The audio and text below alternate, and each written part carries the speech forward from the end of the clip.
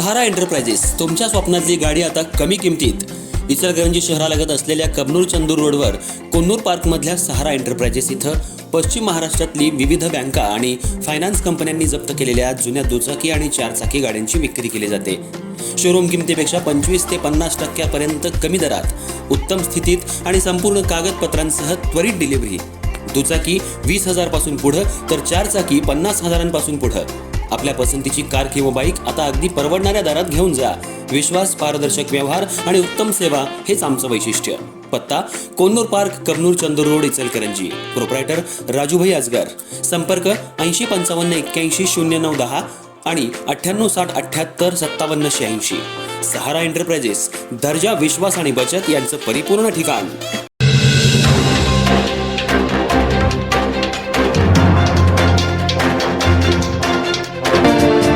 कोल्हापूर जिल्ह्यातल्या दानोळी गावात सोमवारी रात्री घडलेल्या एका थरारक घटनेनं संपूर्ण परिसर हादरून गेलाय।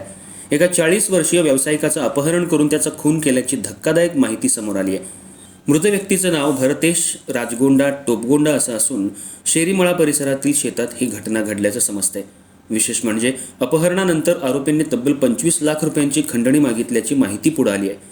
घटनेची सुरुवात सोमवारी रात्री सुमारे 9 वाजता झाली। भरतेश यांना अज्ञातांनी जबरदस्तीनं पळवून नेलं।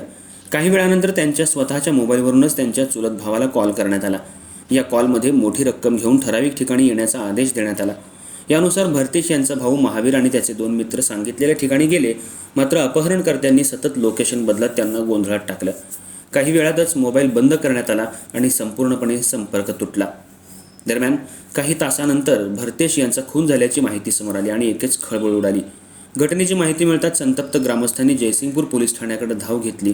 अपहरणकर्त्यांच्या कॉलचं रेकॉर्डिंगही पोलिसांना देण्यात आलं, मात्र सुरुवातीला केवळ बेपत्ता नोंद करण्यात आल्यानं ग्रामस्थांमधून तीव्र नाराजी पसरली। यानंतर पोलीस पाटील प्रशांत नेसकर यांच्या मार्गदर्शनाखाली गावकऱ्यांनी स्वतःच शोध मोहीम सुरू केली।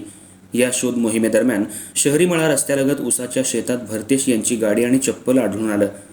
घटनास्थळी एका अनोळखी व्यक्तीचा मफलर आणि नाईट बूट सापडले, ज्यामुळे इथं झटापट झाल्याचं स्पष्ट संकेत मिळत आहेत।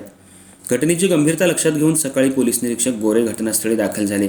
यावेळी ग्रामस्थांनी पोलिसांच्या उशिरा झालेल्या कारवाईवर संताप व्यक्त करत अधिकाऱ्यांना जाब विचारला। पोलिसांनी तपास सुरू असून लवकरच आरोपींना अटक केली जाईल असं आश्वासन दिले। या संपूर्ण प्रकरणामागील नेमकं कारण काय आणि आरोपी कोण याकडे आता सर्वांचं लक्ष लागलंय।